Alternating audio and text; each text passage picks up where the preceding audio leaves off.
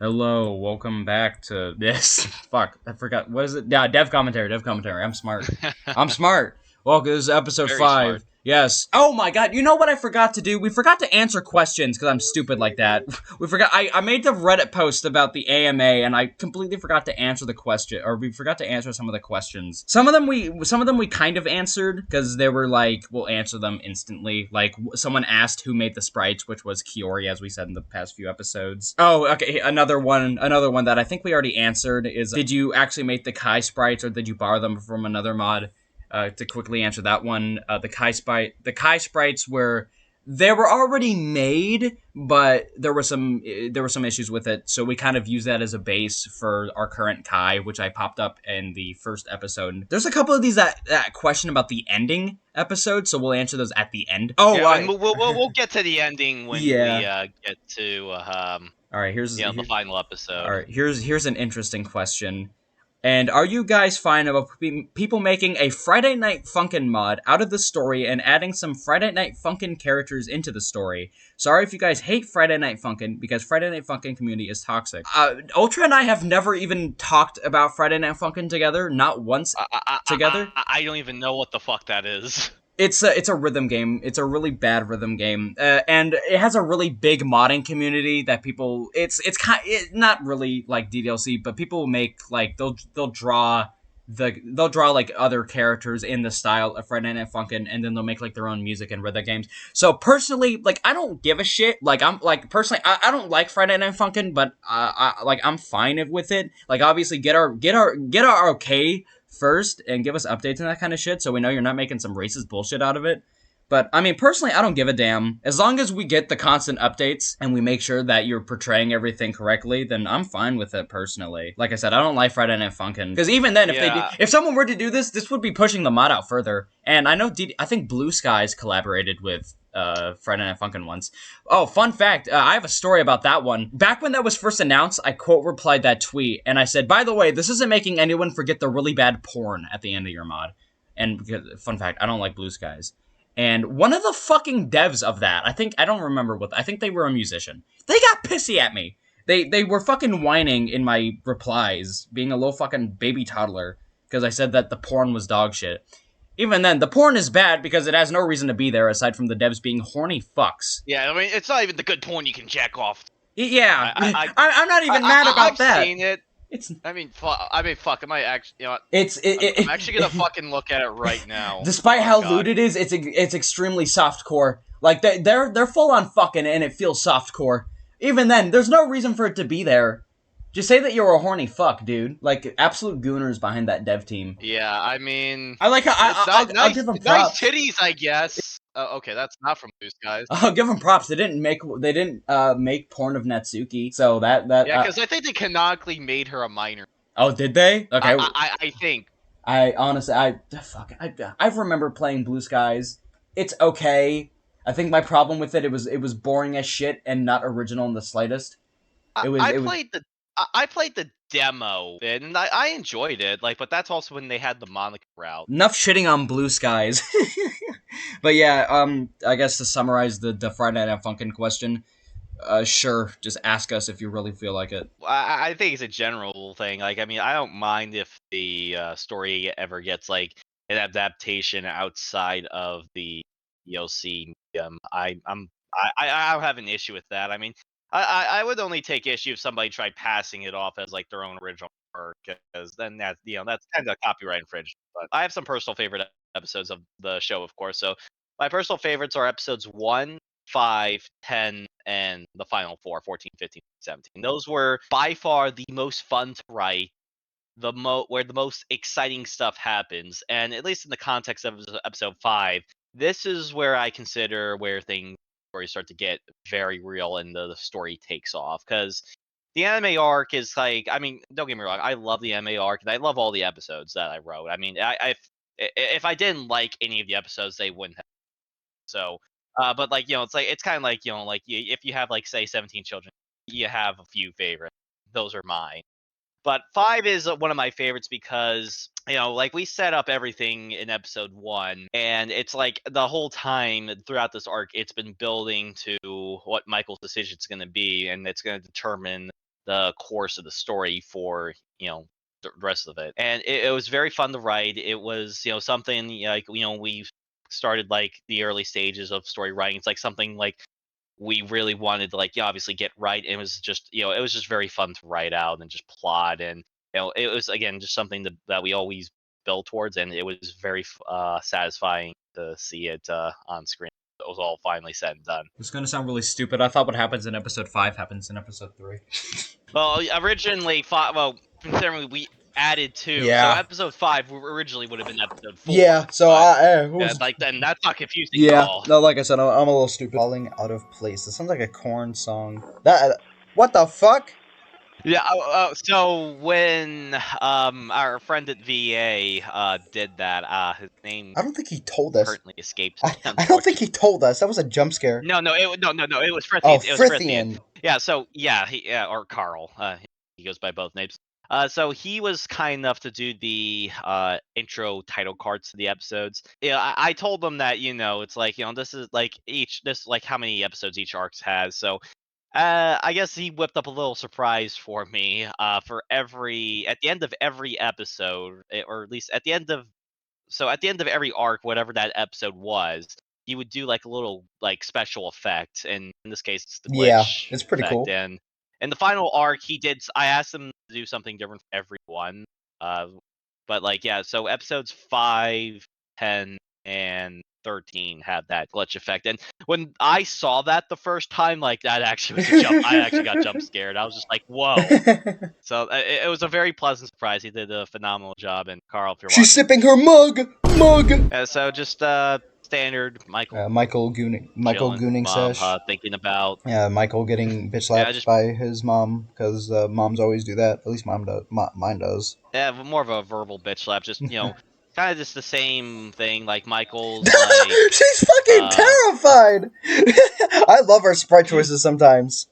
yeah. Sometimes we make them. We're very deliberate in our sprite choices. The whole point of this is just to kind of just to build suspense and just kind of check in with how Michael is doing after him basically getting pulled up on at the end of episode 4 by Kai and his crew. And Michael is just kind of just contemplating like what to do, and obviously the mom's like, go report him, and Michael's like, I don't know if I even want to be friends with Shiro, and this is just kind of what it is. And obviously Michael breaks the news here to his mom that's like, yeah, Shiro was like kind of like oogling you, and she's like, yeah, I don't I think don't know. I so. still had it in me. Yeah, so I mean, it's kind of some fan service, I guess. Fucking. So, How many? which You know, we should do a again, poll of who's who's the fan favorite female character. I think I'd say Ruby would win. I think Sam would probably come in second place. Either Sam or Kayla. yeah, I would be actually inclined to agree with you. I honestly think Sam would probably be one though. I've always seen like a lot of praise towards her character. Charlotte, I think it would do pretty well. Charlotte, yeah. I know lots of people like her. I'd say, yeah. I still think I know Ruby would win lots of though. people do like Kayla and Ruby as Yeah. well. So yeah, you could probably if there was like a top 4, you could probably make a case for why they should be best girl. I never thought of it, so I don't know. I mean, in terms of who I think best girl would be, I mean, I would be honest. I'm kind of torn between Sam and Charlotte because there's some real G's, who, they are like instrumental in Kai's downfall. When Charlotte is, I mean, we'll talk more about this when we get to the second arc, but Charlotte kind of, lays the groundwork, and Sam finishes what she I'd say I started. think maybe Kayla's my favorite in terms of female characters. I'm not like I never thought of it. I never gave deliberate thought of. I wonder which my favorite character is based on gender. But I probably Kayla. Either Kayla or Sam. I don't know. Yeah, I mean, all of them are pretty much likable. Well, except probably for the more Yeah. antagonistic characters, but each of them were very fun to write. Like, I especially enjoyed writing Kayla and Ruby and bringing Charlotte to life. Again, we'll go more into Charlotte once we introduce her into episode 6. But yeah, she was very fun to write, and even like Michael's mom. I think I said this, but I kind of based her off of my own mom, like just how she acts, mannerisms, and all that. And I guess that's just natural. Like a parental figure, you kind of fall back on like what your parental your experience with your parents I think you're was. gonna. Surprise, motherfucker! If you ever see lewd fan fiction of this character, then I mean, I don't think there is, to my knowledge. I hope I mean, not. Personally, I hope you don't, because I would, that's yeah. sexualizing. We were weird sometimes when it came to these characters, but we never took it to the actual porn level. Please do not make lewd. I don't make anything lewd about these characters. They are minors. Like, I know that's a The bit. mom is an Oh adult, yeah. though. The Okay. mom is an adult, Mom's so mom's okay because yeah, she's like I don't. We never gave her an age, but old. I Probably I'd mean, say like maybe I early think 40s. in my I think I pinned her in her I was about to 40s. say I I'd say mean, like early 40s maybe. yeah, I mean, yeah, she's not terribly old No, by any stretch of the imagination, and she does look, and she canonically looks good for her age I'm as about to well. say So yeah. there is that. She But has a yeah, mature I mean, aura, if Michael's that makes sense. yeah, Michael's mom is in her 20s. So like, I mean, but like God, like if we made her like she was like, oh no, like fucking like 30s, 20s, whatever, like just God, like that would be weird. Yeah, Or if like we I mean we could have really gone like the traditional anime route of like making the mom actually like 20. her sister or whatever if we wanted to go that way. But I think I'm happy with how we Yeah, I mean about we took some all that. moments. We there were some really weird moments here, but we never wanted to actually draw the line of being extremely weird. I think the weirdest we got was that one Ruby scene with Chester, which I can't wait to get to that one. Again, that was like that was just like intentionally us being Yeah, funny. Like, well, again, we never had any intention of that going anywhere. to be like to be yeah like anything like that. It was the one time I decided to tease the audience. Yeah, and Best. it's the one time I felt like I mean, yeah, and then obviously there's some general fan service stuff in there. I mean, the mom, the big mommy milkers. Ooh. was that an intention? So yeah, I wasn't here for that. I mean, I think objectively all the characters are attractive in their own way. Yeah, Shiro. So yeah, I mean, That he a big boy. show. This is an objective. This is a fact. Yeah, it's canonical. Shiro's Yeah, this attractive. is true. This is. I can't wait for BP season 2, and it's actually just Shiro's haram. Yeah. Yeah, so this was actually a very fun scene to write. So Michael's just on the school roof, just kind of contemplating on what Oh to shit! do. I remember Just this scene. thinking about like what decisions to make. And the entire episode, it's like I'm trying to like keep you all in suspense with like is he gonna do objectively the right thing and stick by his friends, Or found fumble. friend adopted him, or fumbled the ball at the 1 yard line. And he's taking his mom's words into consideration. Obviously, the mom being giving him the motherly advice, especially at the line at the end there. It's like now eat your. I think yeah, like I said, just kind of just basing off of something that like like my mom would kind of do, and just traditional like the usual like stereotypical like mom behavior, I guess. I pound. You pound? Yeah, so obviously, being very cheeky and foreshadowing, like he wants another opinion, and who you get No. on? Spam. Spam the space Michael. bar. Where is she? Where is she? Oh, jump scare. White woman. Yep. I lied. I lied. Japanese. Actually, well, canonically, Sari is Asian. They're all. I'm pretty Actually, sure. Yeah, I'm pretty sure they're all canonically Japanese. in the sense of BP, though, it's We're I mean, obscure. I think I did intentionally make I did give Sari an That's it. That's it. They're all Korean now. Fuck you. yeah, so this is Sayori's first appearance in Yeah. series. The music obviously also is a kind of a harking back to the base game when you see her for the time, and it's Ohio Sayori that's Yes. playing. So I kind of I mean there is a very cheeky reference to the base game later on in the second arc that we'll get to, but yeah, I just kind of wanted to remind the audience and those who played the base DLC of like the kind of this moment when that you first. Hey see her on guys, don't screen. worry. So, The obviously, base different girls are setting, actually in different this mod. circumstances. Yeah, so Sari is the second of the 4 girls to appear in The other show girls here. don't appear because fuck you. So I mean, we saw Monica back in episode Yuri and 3, Natsuki, and they died of a fentanyl overdose. why I don't fentanyl? know. Their Yeah, weed was so- laced. Their shit was laced. Obviously. So obviously, in this universe, the MC being Michael and Sari have never met. So I had to, when writing this, I was thinking about like, okay, how would their interaction go if this was like the first time that they met, like say in high school? And this is basically what I whipped up, and it was very fun. I don't think a woman would want to be near Kai. I think I wrote that one. Yeah, and so the whole conversation, Sary's being nice and friendly, like being like genuinely concerned, while Michael's like, I don't know if I trust this girl. Her hair is a little too fucking pink. What do you mean? It's coral. It's coral pink. What the fuck is coral pink? This bitch is not in the sea. That's what. She is not in the sea. Well, she does have blue eyes, so there you go. She is the reincarnation. When I first... Who's that? Crawfish? Yeah, when I first played... Lobster, whatever the hell it is. When I first played base CDLC, and I think everybody else also thought this at the time, like, I thought, like, she was a brunette or something. What? And then, like, Dance of Battle came out. Yeah, I mean, this looks objectively like brown hair. I mean, maybe you could pass it off as a dirty blonde. I could dirty blonde? Too. I think you're fucking colorblind. I can assure you I'm not. I mean, well, what do you think? Just pink? Then? I always thought it was just pink. That shit never looked pink. Like, it's not as pink as Natsuki, but it always looked pink to me. Oh, like, yeah. I just assumed, I always thought it was just a slightly darker pink. I never thought it was brown. I never saw that as dark. So I mean, I can give you this.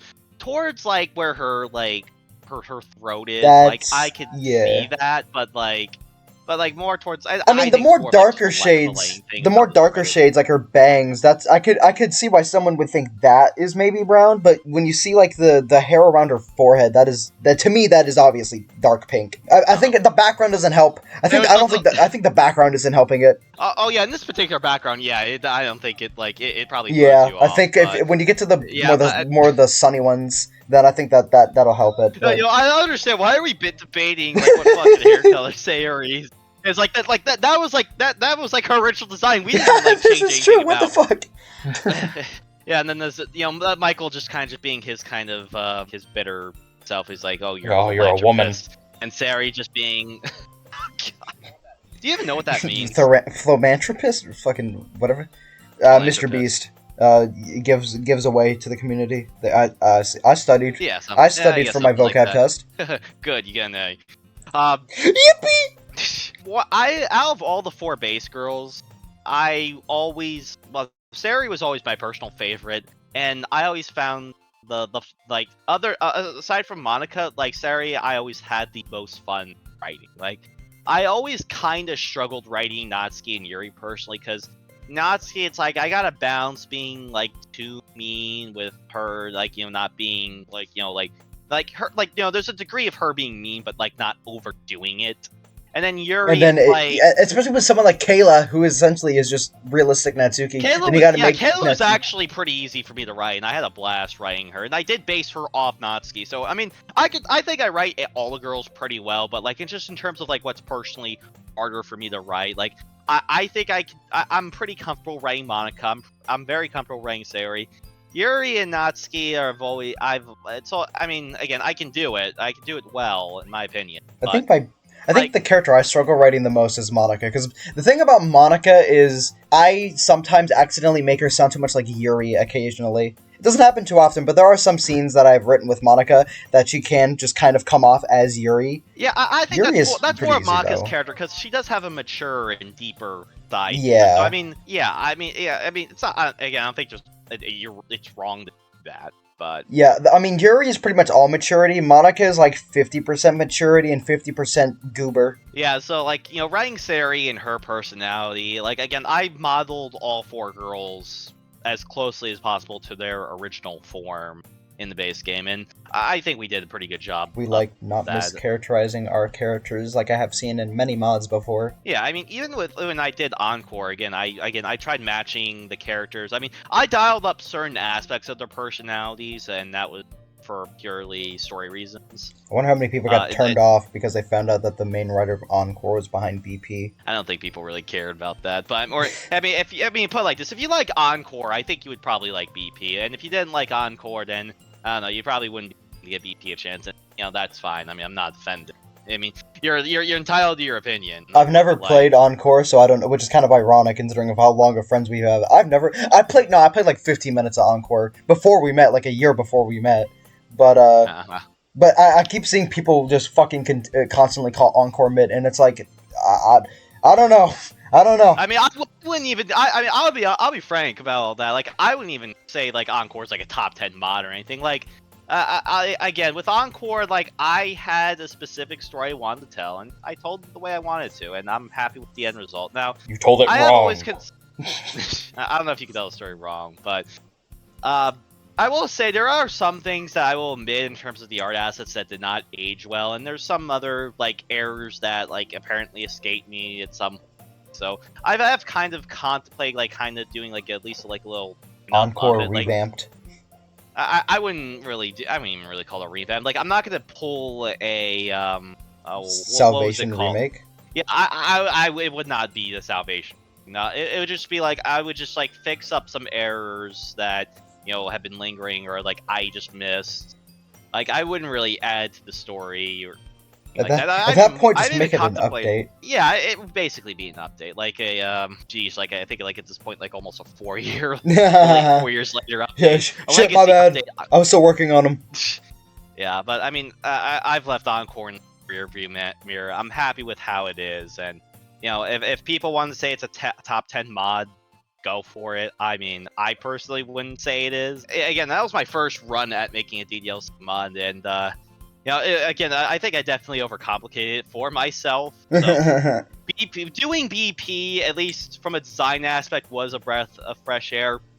Obviously, we ran into the buzzsaw with problems during development that we've discussed at length here at this point. And then you got stuck with me instead of Gold, so it was 100 times worse. Oh no, you were fine. Like, and Gold helped when we asked him to, and he was always super. Yeah, Gold fucking saved us so many times. Yeah. So So basically, this whole conversation, Sayori's just trying to, get Michael to warm up to her, and just, sure, it's just her trying to help him because I think about like, what would Sayori do in like kind of the situation in this universe, and what the base character would, and I think that she would pretty much act the exact same way that you're seeing right now. I wonder if Sayori's hair tastes like cotton candy. I think that would be more Natsuki, if I were honest. That's fair.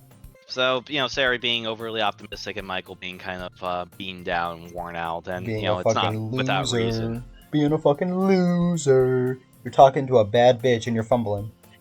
Oh god, ever day one since I played Sayori, or day one since I played DDLC, Sayori's always been my crush. Yeah, I remember I told my ex at the time when I first found DDLC I was still with her. Actually, all 4 of the base game girls reminded me of my ex in some way, and Sayori, her cheerful. Was she bipolar? What the hell? I'm not gonna get into it here, but she had her own share of challenges that ironically, some of the girls also had. So, yeah, it was... my partner has a plethora of her own issues, too. And I gotta say, it is a wild ride, but damn, is it fun sometimes. Love you, Pookums. I like how the music key changed as soon as you into that. The moment I start talking about my partner, the music goes down. Like, damn! Mine it's happy and go lucky, and honestly, that's honestly probably. Damn, even the game's mad I got a partner. Fuck you. So, my friends still don't believe me. Yeah, so, I do want to actually scroll back here a little bit, because this line right here about the like the flex or the pinky promise, if that's what you call it. Hard as hell. Yeah, it's a pinky promise. Now this was deserving of a CG. Here's the thing. So Sam is connected to one of the You leaked it. I guess I mean, people obviously know. I mean, I can still phrase it in this way. Sam is connected to one of the base game DLC girls, and in this case, it's Sayori. So Sayori kind of fills the role. I'm sorry, Sam fills the role of the protagonist in the story in that way, in that sense that the childhood best friend. Because in the base game, the MC and Sayori are childhood best friends, and in this case, in this universe, it's Sam. So the whole pinky promise thing, that is actually a hint there that Sayori being childish, and Sam mentioned early on one of the other episodes. I can't remember if it was either. I think it was 3, or it was 3 or last episode. I honestly can't remember off the top of my head right now, but. There was a very subtle reference that Sam made about about what her friend being like optimistic and cheerful and all that, and this is who she's referring to. She was referring to Sari the whole time, and this picky promises just kind of connect. Yeah, skip past all the dialogue. It's dog shit. Speedrun. BP speedrun. Yeah, so basically Michael just tells Sari what's going on. Oh shit, he's had theory. Fucking game theory. Sari giving her own take on stuff, and another reference of the victim is of this whole poem scandal. Also, she is there's about I have it all written down, but there's basically about half the cast in T went to the same middle school, and so that's how they at least all know each other. And Sarah's one of them. She saw the beef between Shiro and Kai in those days. I wonder if Shiro and Kai ever duked it out in middle school.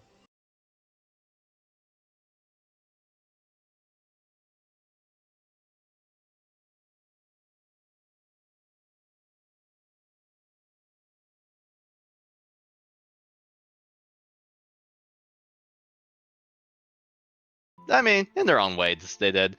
And then Sari giving, the more of a in-depth history between two, and kind of a more unbiased. So I mean, obviously Sari has her own. Shiro ate Kai's lunch on purpose, fat ass. Yeah, just Sari's giving a more neutral account of course, what made the sure did the history is fat between thing. those two. But yeah, this is something I literally just came up with, and I felt was kind of on brand for Shiro and his fatness. God damn it, we're so he never catches a fucking break.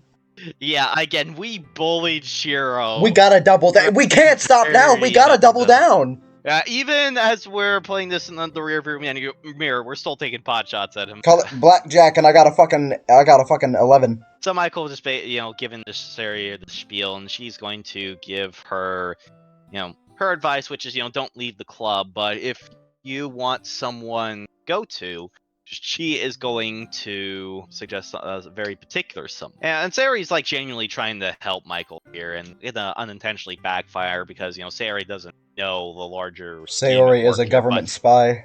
Yeah, I mean, but it is also intentionally kind of set up this way. Is Sayori kind of a mole plot, whether it's intentional or not? I kind of wanted to throw in that little red herring there, just to kind of just throw off the reader, just oh, is Sayori an antagonist? Come to think of it, I don't think there's really been a mod where Sayori has actually been the villain. No, that would be funny as fuck, though. Because, I mean, in so many mods, it's almost always Monika's villain. I mean, that's because Monika is technically a villain. Yeah, I mean, she is. I remember me and Spaghetto getting into it on if Monika was a murderer or not. I am on the firm stance that Monika is. Yeah, I agree with you there. I mean, she did.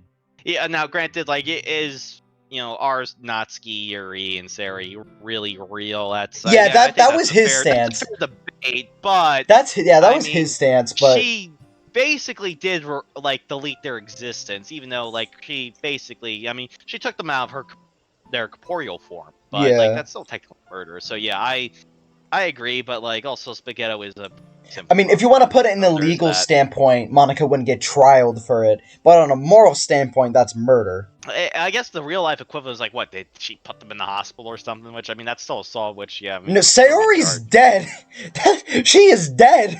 Yeah, Sayori in this case committed suicide, which, Monika drove her towards. Yeah, I mean, if driving someone to suicide is murder, by the way. It's a fair debate to say. I mean, Yuri also killed herself, too, because she had a mental breakdown, which, again, was also pushed by Monika. Technically, yeah, I mean, Yuri is kind of 50-50, but Monika did technically cause The only one you could Yuri. really argue she didn't really kill is Natsuki, because she just, she deleted her. I mean, deleting the existence of I mean, it's not killing, but in the same kind of realm, it is kind of killing. I don't know. That one is kind of weird because Natsuki's a gray area. Yuri, it's I mean, Yuri is less of a gray area. Sayori, that's more 50-50. Yeah. Sayori is an obvious one. Yuri is more of a 50-50 because Monika, she tampered with Yuri's character to make her more obsessive. And I'd say Monica made Yuri obsessive to the point of going over the edge. So I'd say that is still murder, because if it wasn't for Monica tampering with Yuri, then Yuri wouldn't have done so. But yeah, circling back here to the We've base been game ranting here, about so. base game DDLC more than we have BP. Yeah, I mean, objectively, there's just not a whole lot to say about 5 at this point. But Yeah, we're not original. yeah, Sorry. so the whole Michael, regarding Michael's like kind of grappling decision of whether he wants to stay with the anime club or not. So at this point in time, yeah, Michael has not made up his mind, and he is genuinely struggling with the decision. And he right now, Michael is just looking for, again, generally just relief, and it speaks to his character that he just wants some quiet for a change after having a hectic last few years of his life. If I was him, I would have which, moved schools. Fuck that shit. in this case, it's not that simple. But yeah, but like at this point, like Michael is like genuinely on the fence of whether he wants to stay with the anime club or not. And, obviously, he's under pressure and he can't make a clear head decision. He at least has enough self-awareness to recognize that. Sayori is going to suggest the person that she always has trusted, which is in this case the student council president. No, you fumbled it all. And then this is just very on brand Sayori, like her just like giving like a self head pat basically. And then obviously a little we haven't explored the student council all that bit, but like early in, I think it was around like in episodes 1 and like 2 or early on in the series we've mentioned a little bit here and there about the student council and how they might be under Kai's thumb or they're working with Kai, so there's some hesitancy to go there. So Michael is just gonna kind of take Sayori up on her offer here. So worst mistake in his life. Obviously Sayori does not know what Jeremy is up to behind the scenes or not, because Sayori is a very trusting person. I just think that's just what her character is. Like she is a bit of a ditzy airhead. Like I mean she's not a complete moron. That's never been her character. No. But Jeremy has enough charm, enough wit, and enough intellect to kind of be able to fool most people. Obviously some people can just see through the act and realize that he's up to no good, but Sayori, unfortunately, is the one people who just kind of fall for the act, and has also known him in this story for a number of years, so she and him have come to have a good rapport with each other. So obviously Sayori is going to recommend, hey, go to him. He's always, been nice to me. He's always given great advice. So worst mistake of her life, talking to a guy. And here, Michael and Sayori seem like, maybe they could be friends here in this very moment. So and that is a loud incorrect buzzer, actually. She's referencing right here the literature club room in the school. Now, in the base game, there was never a room actual number given, but 217 is actually another Star Wars reference. Isn't that The Shining? Actually, no, I'm sorry. 217, it's not a Star Wars reference. I got that wrong, sorry. It's actually a reference to the 2017 when the Oh. So, yeah, again, I went a little... Yeah, I'm on the nose with some of these references. Some of them, it's like, again, it's like, you know it when you see it. Yeah, and this is, Sayori referencing, talking about the literature club here, and then, taking some inspiration from the base game when Michael, like, listening to Sayori talk about literature club, and he's like, that sounds kind of dull, so... sounds kind of fucking bring boring. that line over. And then Sayori just, being Sayori. Michael fucking dropkicks her afterwards. Yeah, and then obviously, she speaks for herself, and Sayori is just... If I was Michael, I would have thrown her over the fence. Dennis Who the fuck is Dennis Oxley? Okay, so I'm about to get into all that. So, thing that I added my personal touch to the whole story was the student council. Now, originally... Why is the desk so fucking tall? That's just... Yeah, I kind of realized that after the fact. Jesus! We had another artist, like, it was like a one-off with them. Like, we actually commissioned 2 pieces from her, I believe. Wait, this was a commissioned background? And what the hell is going on outside? It looks like a nuclear warfare. I always thought that was like a tree of some kind. I never really paid that much attention. I never paid that much attention to it, and like also, this is like the one time that you ever see the background as well. That's fair, but so, damn, it looks like nuclear warfare out there, or they're in the Rocky Mountains. Back to the real quick about the artist. So yeah, like they ghosted me on the second piece, so I never unfortunately got my money back from that. Damn. But yeah, like I wanted to have a student council background, like kind of like just like at least a reception area set up, just for purposes of the scene. So I feel bad for saying this, but this is not a good background. yeah, we could have definitely gone with another artist, but Especially if like they it, robbed it yo served. ass. But yeah, I mean it served its purpose, what it needed to do. So I'm gonna pause here and kind of monologue here. So the student council was one of my personal touches to the story, because originally when we were making the story, it wasn't a thing. So, and also it goes more in depth to the whole reason about like why Kai wanted to get rid of the anime club and like that whole story. It's just really just also to like give more life and depth to the whole kind of the whole universe of the school, just to make it feel like it's more like this is like a high school, because most, if not all, like high schools, I think, in the United States at this point have a student council or some form of student government. I mean, Something like that. I was in government for during my middle school and high school years for a time. I actually even ran for my class vice president And back you in high school. got second place, I remember. I don't even know if I actually don't even know where I placed, but I didn't win. Nah. Like, yeah, shit happens with that. But so yeah, I kind of remembered that experience. So like I mean, not the losing part, but the student government being a thing. So I wanted to add that into the universe, and not to mention a lot of school themed animes have a student council. So I just thought it felt like a natural thing. And also, like, I just wanted to have like kind of like a seedy underbelly kind of side to the school society, that like the elites of the school are, or like the really popular kids, are in student government or work for them. They're not exactly maybe they're somewhat what you expect, maybe not. So it was very fun to develop this side of the story, and to and also I took the opportunity here to have my own self-insert, who we're about to meet here. Yeah, Jeremy is the student council president, who we're about to meet here. And then I also came up with names for the other officers who are mentioned throughout the story. I mean, this is really the only time that they're ever mentioned. One other officer is mentioned later on in the second arc, who has a relation to another character. I'll talk a little bit more about Jeremy when we actually see him on screen. Real But yeah, name Jeremiah. it's just straight up Jeremy.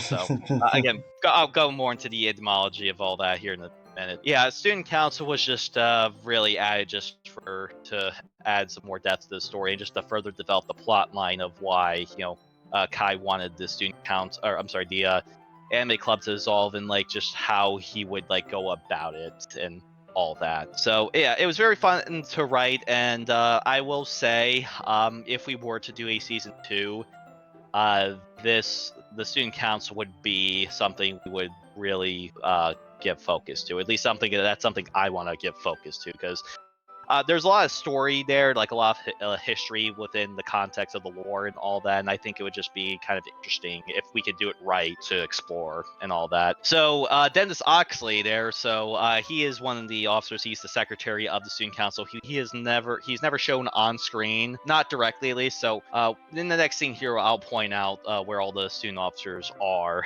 But yeah, actually, funny enough, at least his design was something of a placeholder, which we may or may not alter if we decide to do a season 2, and if we decide to go with the idea that the student council would be kind of be a major focal point within the next season. So basically, the idea of the secretary is that he's kind of like literally the secretary of the student council, like he's kind of like the receptionist and all that, and that's his big fancy desk right there. Jesus, Uh, they deck but these. yeah, How fucking rich is this school? rich. They're well off. I was about to say, this is rich ass public school for them to give a comically huge desk like that. Then Mr. Dennis Oxley has to be taller than Randy. 7 foot Yeah, I 3 mean, head ass. I never really gave thought to their height or anything like that. I mean, yeah, I guess that's I mean, the idea of the student council as well within the context story is that they are they have a lot of perks, and it's shown off, and that is actually intentional, because again, going back to when I talked about a few episodes ago about like the how there's like a school hierarchy in a school society. Well, these are the people who are at the upper echelons of that society, and they're the kind of people who are not afraid to remind you of that. So The desk actually, I mean, yeah, it's like, it's supposed to be nice. Like, the room is supposed to be kind of all decked out and fancy like that, and just to show that, like, that these are the most powerful kids within the school. Do these motherfuckers go to class? No, I mean, they do. I mean, they're at the end of the day, they are students, but they just tend to other responsibilities. Like, it is, like, kind of based more in, like, other. What I could think of them, because wait, are they fucking juniors and seniors, or are they also sophomores like the rest of the kids? So, canonically, they're all sophomores as well. Because I was thinking we could pull up a excuse out of our ass that they are like juniors and seniors, but they have like they only have like 1 or 2 classes with required credits. So when they don't have a class with a required credit, they just chill. I mean, yeah. I mean, at the end of the day, they are students, so they do have to attend classes and keep their grades up and all that. But I mean, their schedules are kind of arranged to where they have time. It all works out, and also I also made a note of like the colored of like what they have their placards on. So bronze is like kind of like to show that they're like lower ranked, and like silver is to show that they're high rank, and gold being Jeremy, who's the highest rank. Yeah, so yeah, I mean those are the other 2 officers we met, who I mentioned, who we don't meet either. Treasurer? What the fuck do you need a treasurer for? Organizing or like kind of formulating like what the student council is. Like typically in most student councils, there's like 4 positions. There's president, vice president, secretary, treasurer. Sometimes obviously there's other positions, but those are usually the most common 4 that you see. So that's kind of the 4 that I went with, and I didn't think that we needed to expand it much beyond that. Isn't the treasurer someone that manages money for the state? Well, yeah, but in this context, in this case, the treasurer manages like kind of funds for like events. Okay, that makes sense. If you ever had like a student-sponsored event, like obviously the students had to like raise money for that, and the treasurer is the one who kind of handles all that. And then we get to our stud of a president here. Stud my ass. I could beat his ass in a fight. Yeah, and then even Michael here knows that like like all these people seem to have a high opinion of themselves. So again, the idea of like having like kind of like even Michael said like this is all seems like you'd see out like a CEO's office. Again, it is all intentional, and just to show that again, guys are kind of snobby for lack of a better word. They're all assholes. I mean, shit. If I would have a high ass ego if this was like me too. Gray hair. He's old. Next season we gotta make him bald. No, not doing that. So yeah, another little detail that I added for the student council officer tree right here on their lapel. So again, that's just to also signify their rank. So if they're on the student council, that they'll have a like a tree pin of the old Saint Salvato tree. Jeremy has a gold pin. The vice president would have a silver pin, and then the treasurer and the secretary would have a next bronze. Season that tree comes down. God damn it! I don't know. Maybe that's what people do. That's really fucking funny. Fucking George Washington that shit. Yep. So this was done. Delilah. That's my dog. Yeah. Shut up, my dog. We'll go into this office here in a bit. So, Kuta did the BG here for this one. Again, she did a great job. Yeah, like I said, I wanted to Jeremy to have a decked out office to show that he's president, the shit, and then all that. So we were like kind of making the office like we had to have a big desk. I thought the tree logo would be fitting for the school.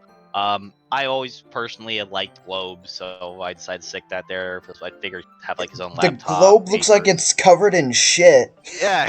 Why is it so brown? We do live in a shitty world, Joel, so it's on brand. This is the greatest metaphor we've ever done. It's not that. It's just how it was. Box of tissues. And then for the goon sessions. For important stuff and all that. We'll go from the back here. So left to right.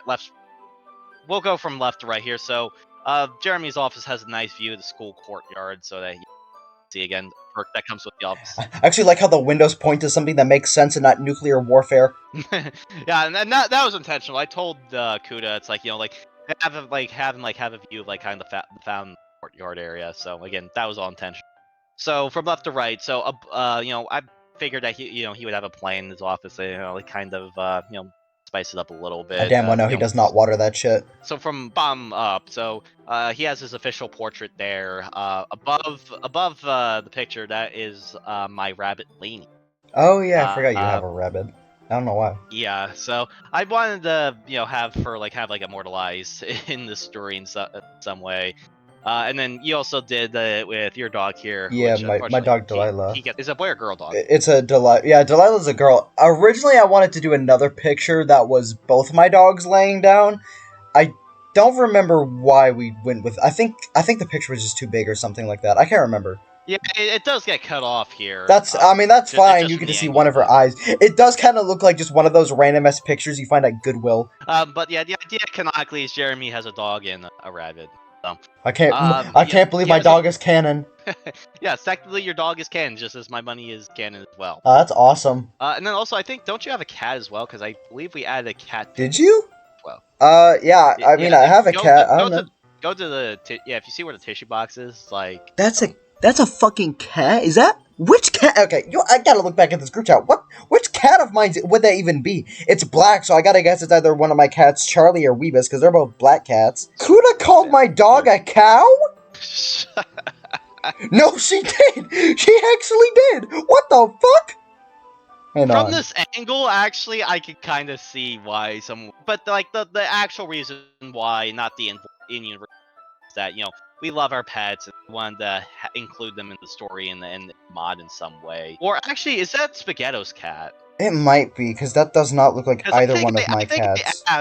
Because I think I asked like you both. It's like, hey, let's all have like our pets incorporated. Oh, I remember. I decided to do that. So I think that's actually Spaghetto's cat. Yeah. So we have like a bunch of books here, just like like dictionaries and all that.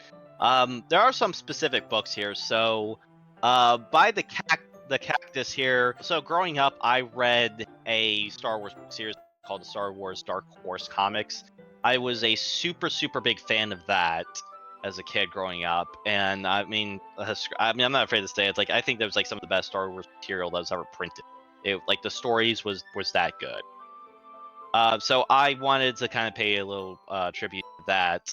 And then in the pictures below, so you can't really see them too well, and that's obviously by design. But that is Jeremy with the other student council officers. So, so from left to right, it's Maxine, treasurer, then Jeremy, which you can kind of tell by the gray hair there. Then the student vice president, who is Allison. And then, I will say now, since I mean, might as well bring this up since I so, if you guys remember our favorite character, that kitten! Victor. That's Kuta's kitten! Oh, okay, so Kuta, who? Okay. Yeah, that's Kuta's kitten. I thought it was Spaghetto who we asked to include his cat in. But, I guess not. Spaghetto no input on this one, yeah, I guess. So, okay, well, I guess I was wrong. So yeah, that's Kuta's kin. And then our friend Dennis Oxley is at the end of that other photo. But yeah, so in regards to Allison, so notice if you guys remember when Victor was, his name was first revealed, it was Victor Martinez, Allison Martinez. So Victor is the brother of the student council vice president. So how he's able to get away with some stuff and how he pulls some shit, that is why. So it's a very interesting dynamic that I would like to explore as well between, Victor and his sister Allison, and Allison's relationship with Jeremy and the rest of the student council. I wrote down some pretty interesting ideas for that, and hopefully one day we can explore those. And then the photo next is that it's from the first day of Jeremy getting sworn in as president, and that is actually so he is actually getting sworn in by rank there, who will meet later on in the story. And that photo is actually from, I believe, I took it from George W. Bush's inauguration in 2005. So yeah, so that's what that is from. Also, on the other side here, so you can kind of make it out. So I'm a big fan of the anime Angel Beats, and I got a copy of the prequel manga, which is called First Beat. I have it here somewhere. I'll have to find it later. But yeah, I was a big fan of Angel. I mean, I still am a big fan of Angel Beats, and I love the prequel manga. So I was thinking about what books we could add for Jeremy, and I was thinking that it's like, well, this would be pretty cool. And then right here, this is a book by I believe maybe it was this. I can't remember now. Like I was between two political books. former Speaker of the House John Boehner's what was the book now? I can't remember. But the other book that I think I either based it off of, and maybe you could tell me, Joel. So, George W. Bush, again, former president, has a book called Decision Points. I have not read that yet, but it is a book I hope to one day get around to reading. So I kind of put that in there as a reference. Oh yeah, now I remember. And then former Speaker of the House John Boehner, his book is called On the House, which I did read, and it was very interesting. It was kind of like an autobiography of Speaker Boehner's life and time in politics and his time as Speaker. He didn't get to go into everything that I was hoping he would get into, but just thinking about again, student council, like in modern politics, kind of just trying to connect the two here, and then just like a bunch of miscellaneous books in regards to Jeremy. So, if you haven't been able there's to... another book. There's another book. This book over here, the one that's kind of bluey, that is Andrew WK's Guide to Partying. Andrew WK is a musician, and all of his songs are about partying. And I thought it would be really funny for this guy to have a book that's a fucking guide to how to party. Yeah. So, if you guys haven't, I don't know if I actually said this yet or not, but if Jeremy is a it has been obvious self-insert. enough, yeah. So he is my self-insert. So Yeah, where's my self-insert, asshole? I can get one. Charlie is not one. maybe in the next season.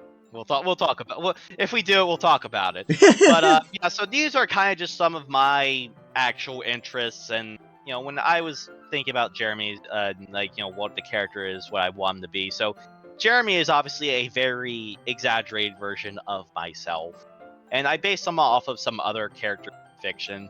One of the characters was the Hunger Games, the Hunger Games president, Cornelius Snow. Yeah. Fucking Cornelius? Yeah, that's his fucking name. Yeah, President Snow. Because I was thinking about names and for how I want him to look, and I was inspired by President Snow's design.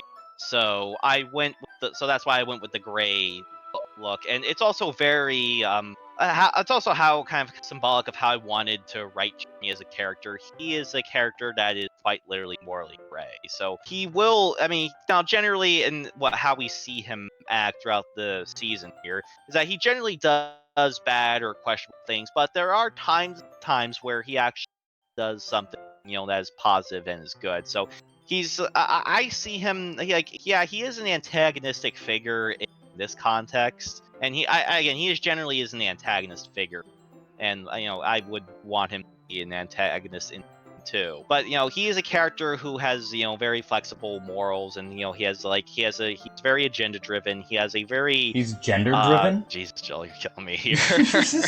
He has a very I don't know if strict is the right word for it, but yeah, actually narrow. He has a very narrow worldview, and he wants to use his power to make his worldview in reality, and he's not afraid to play dirty to do it. Now, again, some people will ultimately agree with with what he wants to do and his vision, and obviously there are plenty of people who don't. So, but yeah, Jeremy is basically kind of like a standard politician in this story.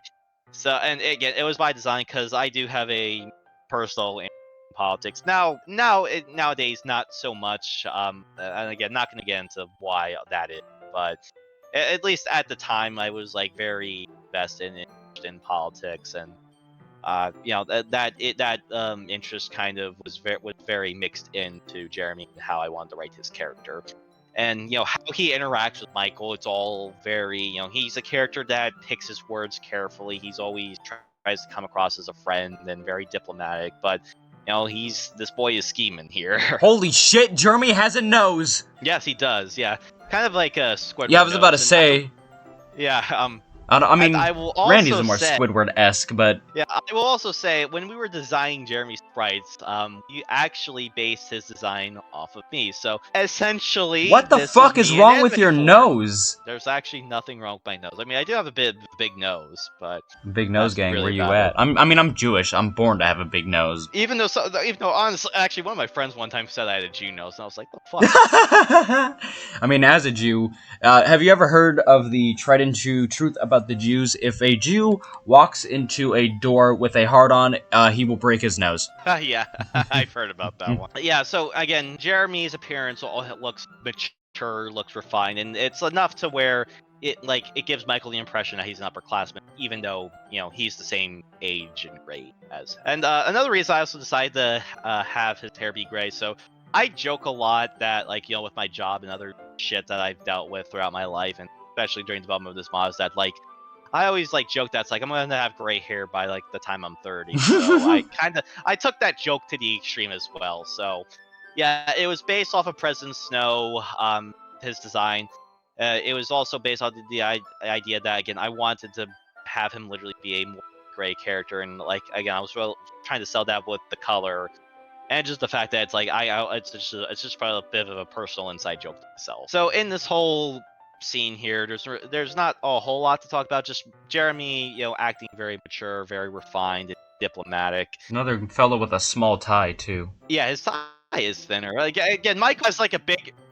He's bulky as fuck. Yeah, Michael is he has a bulky. Yeah, Michael fucking bulks. Michael's been hitting the gym. Yeah, no shit, Jesus, he's way bulkier than some of the characters. Oh, maybe Michael does hit the gym. I don't know. Yeah, we never one thing I always found inconsistent about the character designs. We are never consistent with the tie sizes. They're always different. I think Michael is the thickest tie. It's never something I really paid much attention to. It's very important. I was more concerned about do they do the characters look how I envision them? Do we have the right expressions, the right sprites? I never really, honestly, looked in the ties and all that.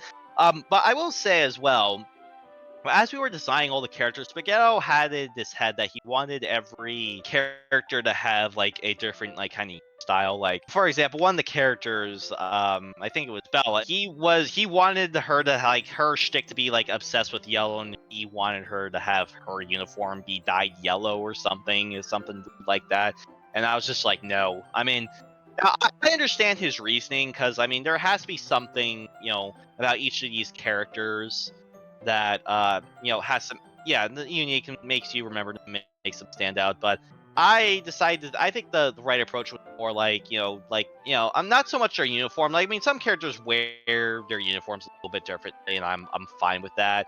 But I think one thing Spaghetto forgot about constantly, I had to remind him of, is that this is even though this is this takes place in the fictitious United States country kind of thing. It is based on Japanese culture and all that with their uniform hierarchy and all that, or their uniform code and all that shit. So and I know even some private schools are up in arms about their whole school uniforms, and that's the thing. So there has to be at least most the uniforms kind of had to be the same. With very little alterations, because if everybody's having different things, then it's well, it might as well be a public school at this point, an actual thing. I remember the only school I ever went to that had a dress code, a very strict dress code, was my 5th grade class. We had to wear polo shirts that were specific colors. And I don't get why schools do dress codes. I get uniforms, I guess. That makes... I don't know. I still think it's stupid. I get, I think... Yeah, I know Japan in particular, or at least Asian cultures, have uniforms for school. But Western schools, not so much. But it's been scientifically found out that... fucking making students wear uniforms or having really strict dress codes just makes them more depressed. Yeah, I also saw some other study where apparently it makes them focus more or whatever. So I don't know what's true. I personally don't care. Yeah, neither do I. My school's pretty lax. I never liked the idea. Every school I've gone to had a dress code, which every school does. Don't show up. Yeah, let's basically don't show up buck naked, basically. What? But believe me, there were times where some really pushed that. Yeah, but I was very strict with at least with the uniforms. It mostly had to be the same. I will say tie girth was not something that was very they're tight. Yeah, damn it. The size of their ties was not something I really gave so much thought to. I'm saying it anyways. The girth of their ties, the girth of their wiener. This is canon. This is canon. So Michael was packing. Yeah, Michael fucking... I don't get why Michael's mom left his dad. Damn. I don't know. Maybe he got that from his mom's side. Who knows? True. So Wait, huh? focusing more in the that's not actual canon. Yeah, I was making it Michael's mom is actually Okay, Michael okay, has dude. two dads Okay, joke. just okay. I thought. Okay, I'm making sure that we were on the same page in terms of that joke. So focusing a little bit more on the conversation here, the scene. So the idea here is that Michael's suspicious of Jeremy, and rightfully so. That because he heard from Shiro and from other people as well that Kai had something to do with getting Jeremy elected as council. So there's the idea that they're either in cahoots or Kai has Jeremy under his thumb, vice versa. But here it's the idea is that not even you get the sense that not even Jeremy really likes dealing with Kai. He really doesn't. Face as fuck. Quite literally nobody in the school likes Kai except for Randy and maybe Victor to an extent. I was about to say Victor's. I've always gotten the impression he's just okay with Kai, doesn't like him, doesn't really hate him. Yeah, and we talked about that last episode that Victor and Kai are more business partners. Jeremy and Kai, on the other hand, while they are business partners, Jeremy they personally do not like each other that much, but they just happen to have common interests, and that's why they. Want to hear something funny? And that I'm checking the stats for the last dev commentary. I lost a subscriber. Wow. Damn. I guess we'll have to cancel the whole commentary. Damn. Cancel the whole thing. You'll lose all your subs. So small person pay. Yeah, so Jeremy, so Michael complains to Jeremy about, his spiel, this is what's happening to me. And Jeremy's kind of giving, a kind of standard political ambivalence. Yeah, I don't like Kai either, but... And Jeremy also goes in a little bit more into Kai's ideology for, why he is the way he is. And then this is where we get the classic political favor, where Jeremy's like, oh, sure, I would love to help you, Michael, if you can help me with something. So again, the very classic political. Yeah, this is his political commentary. Leave me out of this debate. Yeah, So Jeremy is going to basically kind of finesse Michael here to get what he wants, which again is the solution of the anime club. I think he just really fucking hates anime. Actually, again, I base Jeremy off of myself. So yeah, he does. He literally has angel beats in his fucking thing. I'm stupid. Yeah, so it's not that Jeremy hates He's anime. Jealous that he wasn't invited. No, there's a deeper reason. So Jeremy, I mean, again, I wouldn't necessarily go as far as to say that Jeremy is a full-time weeb like that. But casual. I mean, he's like a casual enjoyer. He even says I even binge anime on the weekends myself sometimes. So which again, he's being genuine. Jeremy is not actually really lying to Michael here. It's just more, again, he's just finessing. Yeah, again, it's not he's not outright lying. I wonder if Jeremy would survive if he was thrown out that window back there. Oh, probably not. Good to know. I'll bring this up now. So throughout development of this season, we talked about ideas for do probably a lot more than we should have, in fairness. And again, one of the ideas we bounced around was something like student council, and Spaghetto had a very particular date in mind with Jeremy and the student council as a whole, and I was not exactly a big fan of it. I don't remember this one. I don't remember this one. Again, I don't want to go into it because it's at least there's aspects to it that I actually liked, but I did not like the conclusion regarding Jeremy's character specific, the student council as a whole, which that's what I took issue with. And again, we never committed to one way or the other, but yeah, that's where I stood on that. So yeah, we did talk about season 2 potentially a lot during development of this. But yeah, so Jeremy is basically, right here, just gonna finesse Michael about and just giving him kind of an exaggerated tale of what the realities of the student council are now, and the whole kind of situation here is.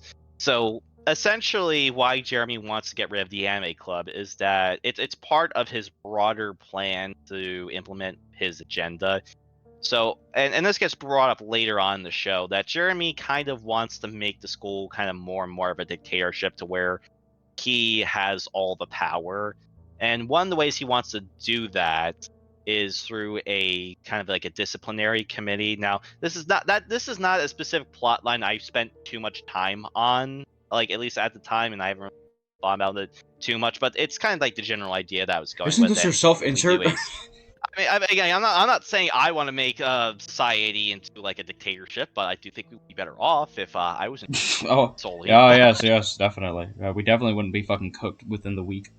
Totally not. Nah, you'll be fine. You'll be fine. But yeah, and the thing is that Jeremy can't like do just a blatant power grab. He needs like support from his fellow officers who are, quite frankly, like fine, generally speaking, with going along with plan. They're like they kind of want the same things, where the student council has a lot more power than it obviously should.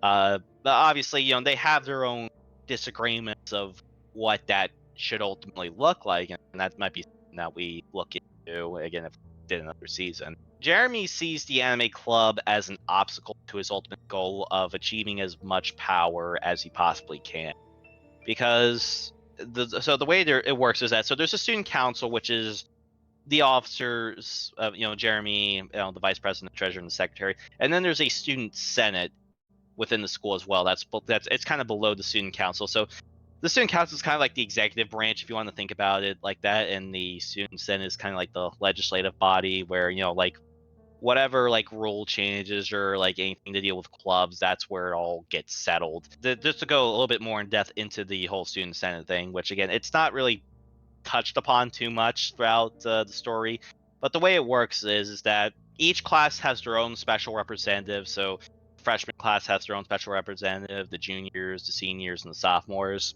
Let's go with something like that. So, yeah, and yeah, my class actually my school actually that way as well. At least one of them did.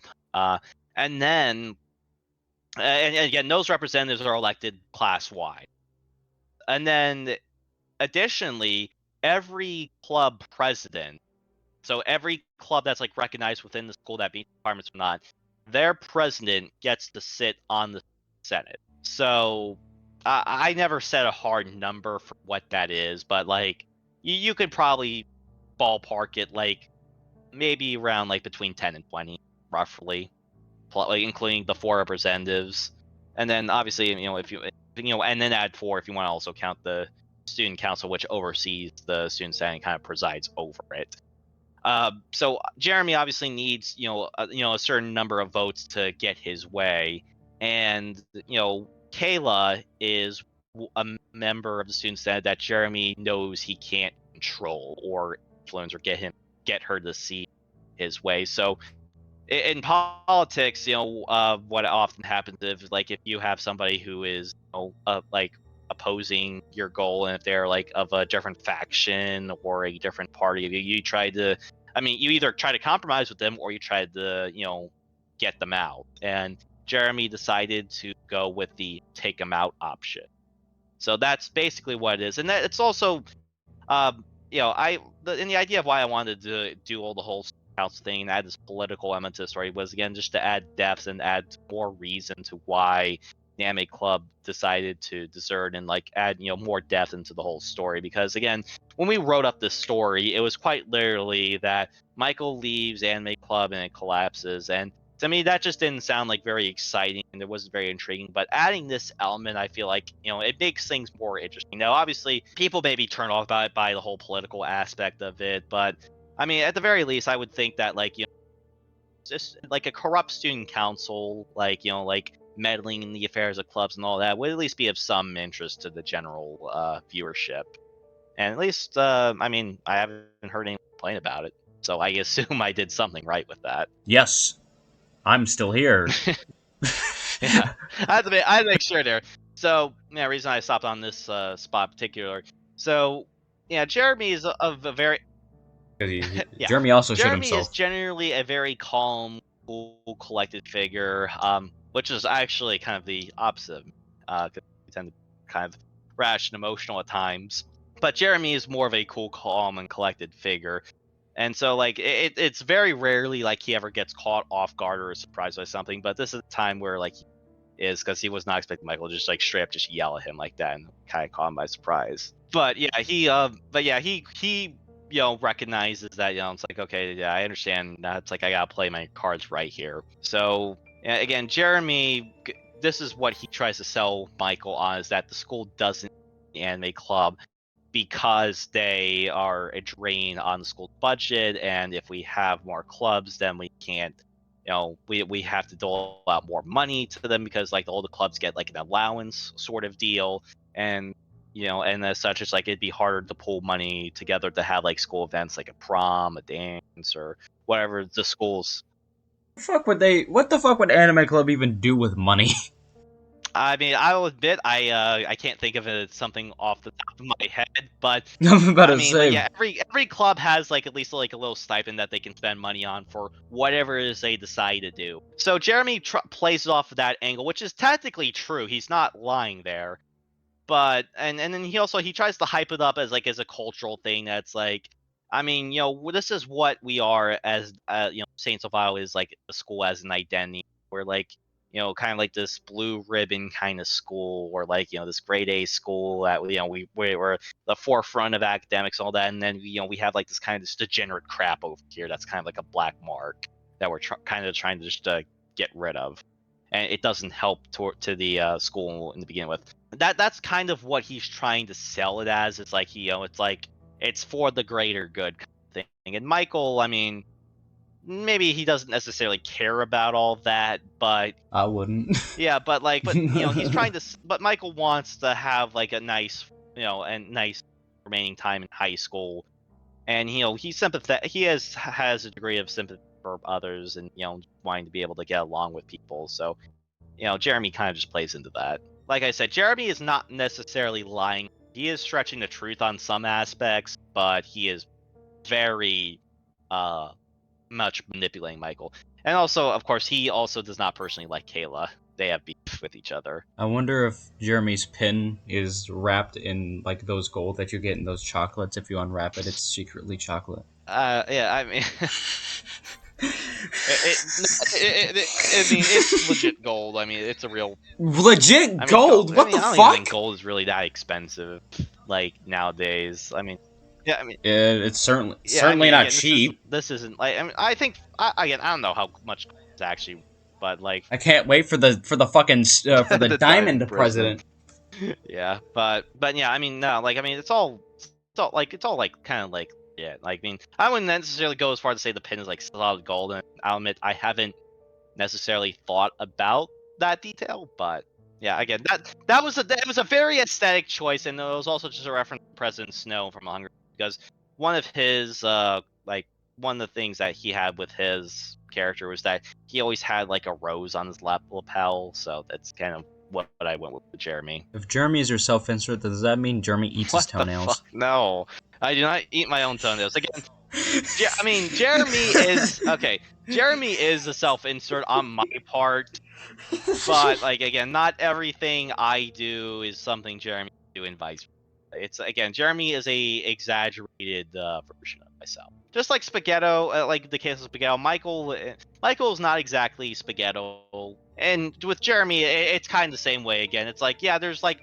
I mean, Jeremy was heavily based off of me as I was writing it. I was like kind of just thinking of like like if I was the villain in this story, what would I do? How would I play this and all that? And that's kind of how I approach it, because a lot of people like to think of themselves like how they want to be like the hero of a story, but like I don't know how often people like to view themselves like as a villain in the story. So, and that's something I always kind of like to approach in stories when I decide like kind of just like babble and kind of like just fan fiction stuff like that. Like I wrote my in as like an antagonist sort of thing. No So wonder why he yaps so damn much. yeah, yeah. He also does talk a lot here. He talks, again in a very professional way, and again that's all by design. Not to say that I necessarily am always talking like this, but I mean, We certainly are in the fucking dev commentary. I've been shutting the fuck up these past the past like 30 minutes. I've been shutting my ass up.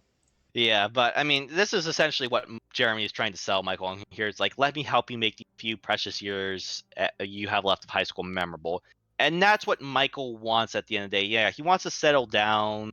like have a drama-free life, have a quiet life. But he also wants to have like at least a fun. He wants to have like fun in school and all that. And Jeremy can, at least on the surface, provide that. That's something Michael has to weigh. Now, again, obviously, Michael's also a very kind of emotional, vulnerable character, especially with what he's gone through in this state. So Jeremy can play into that. But obviously, if Jeremy was to try this on any other character, honestly, I don't like. No. Obviously, it wouldn't work on Shiro. It wouldn't work on Kayla and Ruby. I mean, Nah, yeah, no. Now that you say, maybe it's very. Randy. I can kind of maybe Randy, because Randy at the end of Yeah, the I day is mean, a little emotionally vulnerable. yeah, I mean, if Kai was able to get Randy to a side, then Jeremy could obviously as well under the same. But like, yeah, it takes a very particular person to kind of fall. I mean, again, Jeremy tailored this conversation, like how he's going to have this conversation with Michael, and even though, ironically, Jeremy did not plan to talk to Michael in this way, but he's a character that tries to think 2 steps ahead, and kind of like to I like to overthink, think he like went to I sleep do. thinking So, about how this conversation would go, writing out different ways it could go. I mean, maybe not that All those extent, stacks of but paper on I his mean, the desk is his idea. fucking is his ideas of how his conversations with other students would go. Yeah, I mean, the idea was is that I mean, it was the plan was is that in order to collapse the anime club, they both Jeremy and Kai saw Michael as a weak link, so they figured that put enough pressure on him, he'll break. Now, M- Jeremy never intended for Michael to go to the student council and go to talk to Jeremy, but it was kind of like a blessing in disguise because Jeremy's just able to seal the deal himself. My mama's cooking something and I know it fucking burnt. What the fuck did she make? It's burnt as hell. Yeah, here this conversation, Michael still genuinely cares about like Kayla and Ruby, and he doesn't want to hurt anyone by leaving the anime club. So Jeremy is also kind of selling them that's like they will probably be fine if this whole club. And this is also just adding some more backstory to Kayla and Ruby that they were a member of the art club at one When point. the fuck did they draw? They actually go into a little bit. And then also how Shiro was a member of the science club, which that's going to be relevant next episode. Shiro grows up to be Bill Nye. This is canon. Bill Nye, the This is science canon. guy. Yeah, and then also another reference of the character Charlotte. Oh yes, the fucking. I can't wait till people hear her last name. Yeah, that'll be Oh fun to boy, play. the bake club. Yeah, Jeremy, just trying to sell Michael. It's like, hey, if you're worried about clubs, it's like I gotcha. We Gardening have all club. these. Gardening club's got to be the most boring shit of all time. You go in there, water a couple plants, and leave. Yeah, so That's a great pun I just did, and no one picked it up. I'm so mad. I get it. It took me a sec here. But yeah, Jeremy just selling up Michael. It's like we have other opportunities. So it's like don't worry about like being left out. And then he even like just cheekily, it's like, well, if you also want to join the student council, I'm sure we could do something. Oh hell nah, Michael will be the bottom bitch. Yeah, like literally, like yeah, right here, he could be a little brazen like that. But again, this whole scene was just so fun to write. Just watching Jeremy just play Okay, Michael buddy, you like a can stop fiddle. glazing yourself. Let me do it. I don't get to do that very Neither often. do I, and I'm the one who coded all this shit. But yeah, quite literally, Michael dealing with the devil. I don't deal with the devil. And this is what the situation essentially is. It's a deal with the devil. Yeah, and then Jeremy giving his Plug! spiel here. I knew Jeremy was a plug. Jeremy giving his whole spiel on the whole poem scandal, and then this is where it gets revealed Oh yeah, who was the victim. So, which granted, it was hinted at in episode 3, and it's been hinted throughout the series, but this is just like final confirmation. Makes sense for it to be Monica and then too. And then everything for Michael here just lines up. That's like, and just everything makes sense and all comes together. And then this is where his decision is kind of solidified. That's like, yeah, I'm gonna leave the club. No, this pussy. Well, whenever the word Shiro is on screen, my computer sinks a little lower in my bed. Yep. So Michael makes his decision, and then we see Jeremy's reaction. What the fuck? I did not do that shit. I did it. Yeah. Again, it was a very another character who I also kind of based off some inspiration was Emperor Palpatine, Star Wars. That's Act 2 Kyoryii right there. Yeah, his manipulation, how he's trying to always pull the strings and like that. I mean, not to say President Snow in games try to do that as well. What the fuck? Why? It But looks like yeah, there's so I mean, alcohol in yeah, those in that that vending was machine. I don't really see I'm talking like the second second row all the way to the left. That shit looks like it's just straight fucking vodka. It's probably just soda. Is true. Lame. They should Yeah. be selling alcohol at school. Do you know how fucking funny that would be? It would be very interesting if that was a thing. I love watching people stumble downstairs. Yeah, and Michael just kind of just trying to talk himself into making this decision. And then obviously maybe him having potentially second thoughts. Michael but having his he internal decides yap that he's session. gonna. Oh, is this when he gets jumped again? Yeah. I can't remember. Doesn't he? No, it's not. No. So Michael, throughout the whole time, again, he is like, kind of going back and forth, and after his conversation with Jeremy, he's like kind of just sitting on the decision, and he tries to talk himself into making what he's about to do. So this was the one of the most critical and major scenes to write in the anime club arc, because this is what I think in the early on when I was writing, I kind of contemplated like what their reactions would be, and I think I rolled it out pretty quickly, but like I kind of contemplated, it's like, would one of them, like, would Kayla and Ruby like slap That Michael, would be really funny. BP arc or BP season 2 has to be an RPG. I don't know why. It just feels fitting. It would. God, I don't know the work that would take. I think Renpai could do it, but that would be interesting. I don't know if I've ever seen anyone use Renpai like that though. I know I've seen people like they'll had QTEs in terms of fights. I mean my Majima mod had a QTE segment, which was awesome by the way. And the people who said that it was buggy, you just have really slow reaction times, pussy. But so I mean it'll work. I don't know. I never thought of that. Actually, that's a lie. I have been thinking of it. I lied. I don't know. I'll look into it. This is a lie. I'm not looking into it anytime soon, at least. Oh yeah, I remember. This is kind of off topic. I remember when there would be certain scenes with Shiro, and how because he doesn't have eyes. Well, he does, but you can't visibly see Shiro's eyes. Whenever he's looking in a certain direction, it always makes him look like he's only looking in that direction. So I remember us having moments where we would try to flip him, but it just looks so fucking weird. God, it looks so weird. Yeah. I have a screenshot of it. I don't think we ever flipped him, but I do have a screenshot of it. I mean, you showed me how it looked, and I was just like, it just just looked weird. It just didn't look Yeah. right. I mean, he does kind of look like he is going diagonal, as the other characters. They're in a 3/4 angle. See, I'm smart. I know my art shit. The other characters, they're in a 3/4 angle. Monica, which I always like this detail. Monica is front facing comparative to the other girls who are in that 3/4 angle. But like Shiro, he just looks like he's looking just horizontal. Yeah, and that's just how the I guess just how the sprite was designed, and I guess that was intentional for. I think it's more because of Shiro wearing glasses, so you can't really see the exact position of his eyes. Yeah, it does help, but like generally when Shiro interacts, like I always have him on the left side and the other characters on the right side, and occasionally I do flip that, but I'll even say it's like it does feel a little weird sometimes because you don't know if he's like talking in space. But there's also a one time in the later on in the second arc that we actually get to see what he looks like without his glasses. Oh yeah, it's kind of cursed. Yeah.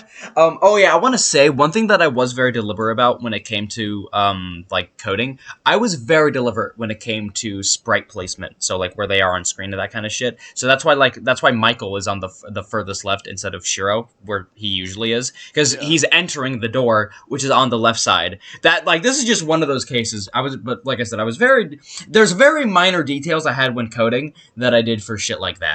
And that's why we made so many extra sprites. That is why there is 10 fucking million. Yeah, I had the same approach as well. Like if I wanted like characters to like enter or exit outside of a room, it's like I put them on a certain side of the screen. And yeah, I remember back when we did the Slenderman mod that's up on Spaghetto's channel, and I think like Slenderman fucking grabs Natsuki and drags her across the room. I literally made her sprite move across the room. It's just small shit like that. That was yeah, it's just small shit like that I like doing in terms of coding to kind of, I don't know. I wouldn't say make it more realistic, but at least make it feel more lively. If you leave, the club is cooked. Yeah, so Michael lets them know of his decision. Obviously, they're all gonna be pleading. It's like, come on, don't Was do she speaking with her this. mouth Like, closed? Oh, I don't know if I ever said this. One time you yelled at me because I changed sprites so much. I think this was during maybe the second or third arc. But I remember you DM'd me one day. I woke up. This was like goddamn 10 a.m. and you yelled at me because you said I changed expressions too much. And I mean that's true, but still, yeah, I mean, I always considered myself like I change like expressions a lot, I was like but once like it's every like yeah. I line. mean, the thing is like you change it like every single I just line like to I said, where I it's like like it making didn't it. necessarily need to My be thing that. is, I just like making it feel more lively.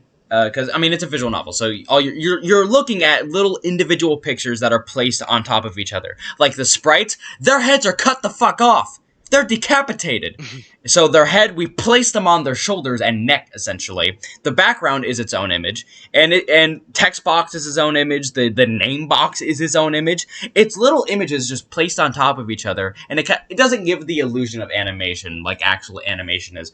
But still, I just like making it seem as lively as possible, even if you are, like I said, looking at individual pictures just placed on top of each other like layers. Yeah, I mean, yeah, I mean, like, yeah, I mean, you're not wrong for like changing expressions or not. There's just the thing is, it's It like gets annoying, I how I guess. wanted it to like look. It's like like you were doing it like way too I mean, me frequently. and also Like, we just have different styles of coding, I guess you can say. yeah, yeah, nothing I wrong with that. cater. I mean, I definitely catered a bit. Like I'm not mad at you for bitching at me for that because it's fair. It's a fair criticism. Hey, anytime I did ever criticize you, which I don't think I ever really Not did, too but like it was often. all Not too it was often. all to help Yeah. you. Oh yeah. Like I definitely think like I appreciate it. I want to adapt. I mean I'm kind of dog shit at it, but I do it. Oh, you're not too bad. I mean, yeah, you put it like this. You did the work I really didn't No want to one do. wants to do this work. I like that. I see so many people asking for coders to work for free. Stop that. Scrounge up $5. Yeah, like yeah, just like even if it's Coders like are so yeah, I mean, underappreciated. It's crazy. Like, don't get me wrong. Like the work that I did, like when it wasn't doing really meticulous work, like in some cases, still, you're not. It comes to a point where you're not really paying them for their skill. You're paying them for their time. If I could, I'd say BP took. I don't know. 10 pages took about, and 10 pages took about, I'd say 2 to 3 hours, depending on the episode, depending on the severity of what I was coding. Because some scenes were more attention grabbing than some others, so I had to pay more attention to what I was doing and that kind of shit. And then some pages were like just a long strand of dialogue without much going on. But still, it comes to a point where you're paying them for your time. Because if I had to say, BP as a whole probably took me, I might be stretching, but I'd say 30 to maybe 50 hours. Now, I might be stretching a bit there, but still around that ballpark, I'd say is fair. So, like I said, it comes to a point you're paying them for their time, not for their skill, depending on what they're doing.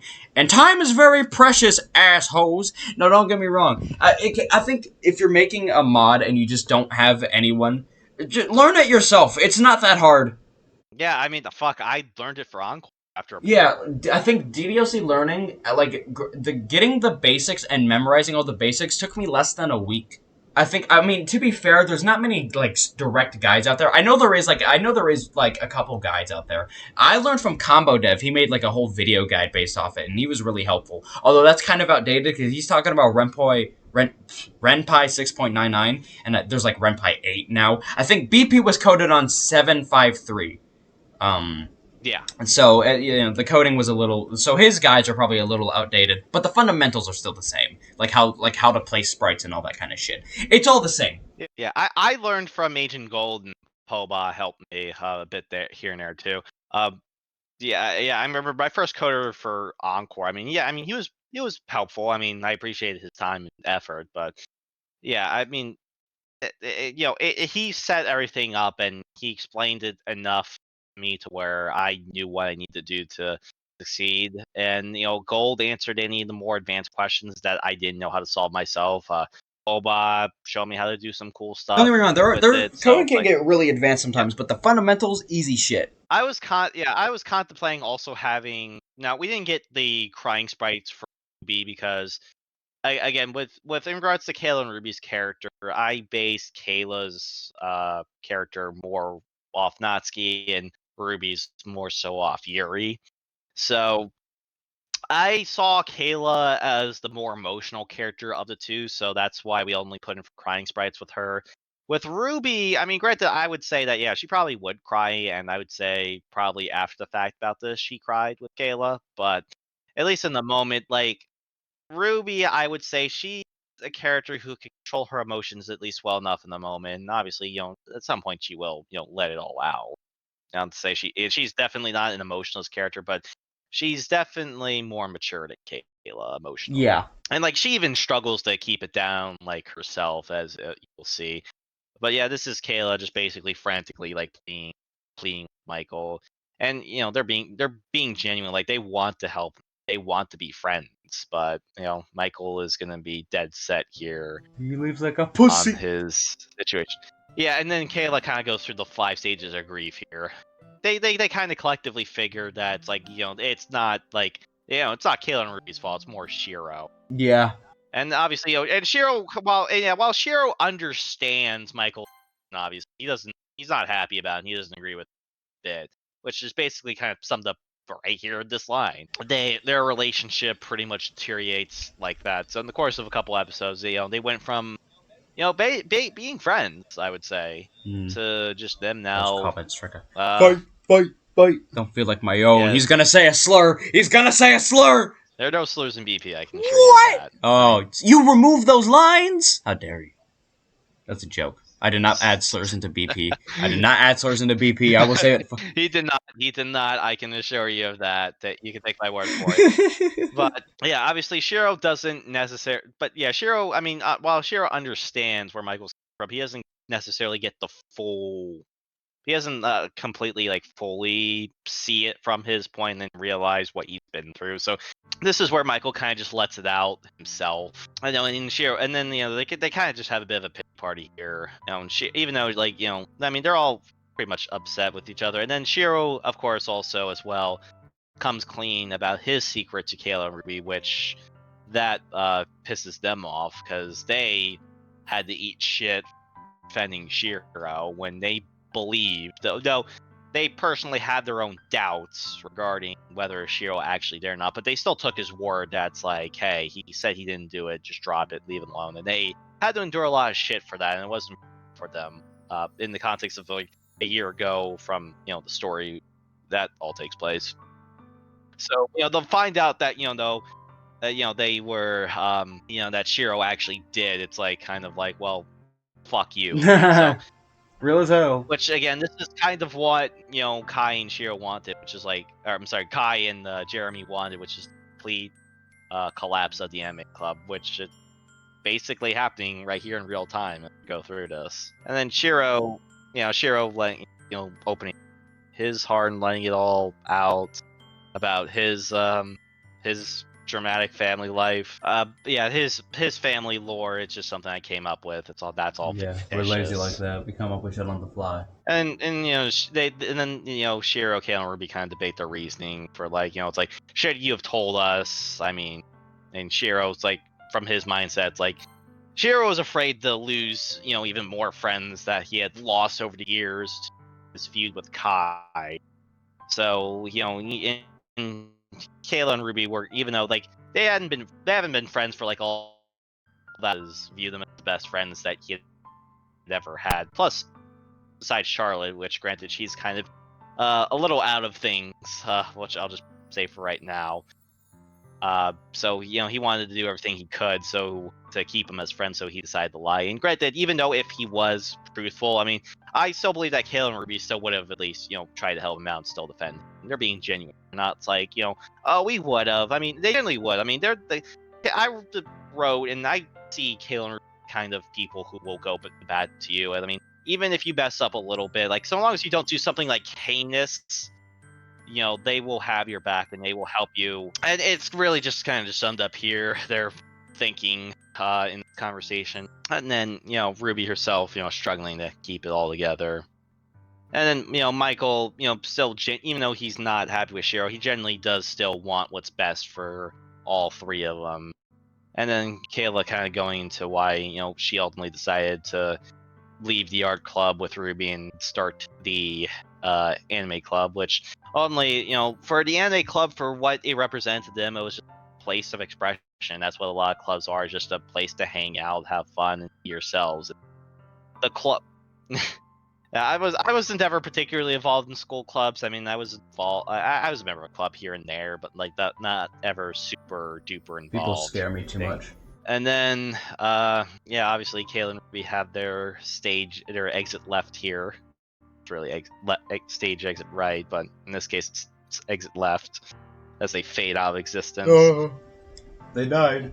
Yeah, actually, fun fact about this line here. So it was actually switched that Ruby was shaking her head depressingly, and Kayla was giving the death stare, but I decided to switch that based off of the expressions and having time to further develop Kayla and Ruby's character throughout the course and having gaining experience writing them and how I wanted them to react. I only decided that this was more it was better for Kayla Ruby to have the reactions that they did here. And then Michael and Shiro kind of decide to have their airing of grievances with each other. Yeah, that's basically, it's like, fuck you, we're avoiding each other, don't talk to me. They should have fought. That would have been really funny.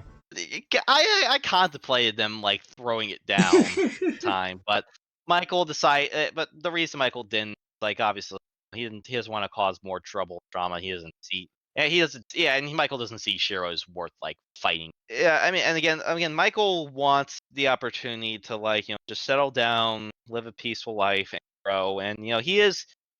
I mean, not to say he's worried about being popular. That's not really what it is. It's more that he doesn't want to be associated with, I guess, you could say, undesirables, which would like have the school negatively, have a negative.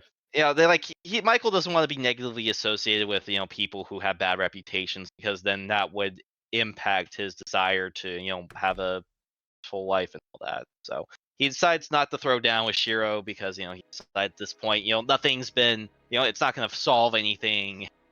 The damage done. He doesn't obviously get in trouble, of course. And then so just skipping through all the monologue here, Yeah, boring. and then Sam happens to drop by. And then just kind of just comforts Michael. Yeah, and then Michael doesn't exactly spill the details to Sam because again, like at this point, Michael only has Sam left to talk to, even if they're not really close, particularly at this point. But it's like Michael, like at this point, like the only person that Michael could actually talk to is Sam, because at this point he thinks, as I skip through here, Michael was like thinking that's like, oh, Sayori, like it was in cahoots with Kai and Jeremy, like Sayori was like the middleman between those two, and even though that wasn't intentional on their part, again, it does give off the appearance that it is. So I kind of wonder if like when people were playing the first arc and when they were going I'll keep going here. When they were playing the first arc and waiting for the second arc, they were like wondering, like, is Sayori like an antagonist or a villain? So Michael is like just trying to like give a very bare bones version to Sam, just try to like, not necessarily to make her feel sorry for him, just more just like it's like kind of venting and all that, and not trying to necessarily like make him like the bad guy, but yeah. So that's really what all this conversation is about. And Sam is like, I can kind of relate to somewhat what you're in, you being in a lose-lose situation, afraid of being able to hurt someone who you don't want to, and it's either you hurt yourself or you hurt someone else. So, which that's all kind of summarized here, and again more foreshadowing for Sam's character and how she feels, her personality, her thinking. And then also another kind of a reference to a little wink at Sayori, just her being optimistic and all that. And which again, this is very deliberate as well. It says with a little enthusiasm in her voice. So definitely a reference to Sayori here. And then we get to the epilogue scene, which we get to finally see Jeremy and Kai together, which this was a very fun scene to write. Like I always like writing scenes together of where the villains get together to like like kind of just like it's like, oh, we got our plan to work, or like we're done with stage 1, stage 2, or whatever. So this was a very fun scene to write. And this CG was also very beautiful. This was done by Stormblaze. And I took the approach here of having I guess you could say, kind of I called it a multi-shot scene, but having Kai, move his jaw up and down like he's talking and all that. Decided just to go with something different here, having his eyes closed and all that. Randy, I don't believe has any special expressions here in this CG here, but for Kai, I had him have the expressions because he's more closer to the center, and also just that he has more lines here in this particular scene. So this is kind of like, I believe, actually the only this isn't the only CG that Kai and Randy are in together, but uh, kind of maybe the only one that they actually seem happy in, at least without the context provided. Well, I mean, they are happy that plan worked, but without the context, it seems like just two dudes just chilling out, having a Okay, good I'm sorry for time. leaving for so long. My dog had shit coming out of his ass. Like, it was stuck in his ass, and he was rubbing it on the floor to try to get it out, and he rubbed it on, like, his blanket and shit. Fucking nasty. Hell. What I miss? What I miss? So just talking about the CG here, Kai and Randy. Oh, the two gooners. Yeah, just them having their little goon stash about like, haha, our plan was working, and I was just talking about like how it was a fun time to write this CG, just go into some of the logistics, and then our boy Jeremy and then our boy Jeremy pulls up to have a conversation with Yeah, back to Kai. the whole tie girth, penis girth thing. What about Randy? Yeah, what does this mean for him? Is he he trans? no, he has two. Oh, he has two penises. Okay, you know what? That makes sense. That makes sense. And one thing I always also like to do is, like, I mentioned earlier how much I like writing villain interactions when they get together. I also like writing villain interactions with two characters who are of the antagonistic faction, don't particularly like each other, get along, just kind of showcase that rift between them. And here you can see that What the fuck? Jeremy Why tries did to be Randy nice. blink?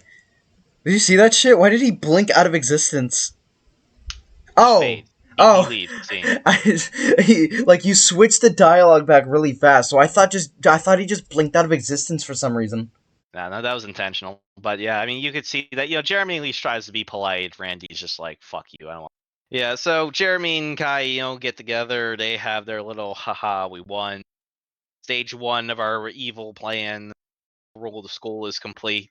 I remember someone gave a really short synopsis of BP, and it was taking down the big bully of the school, and that shit hurt so much.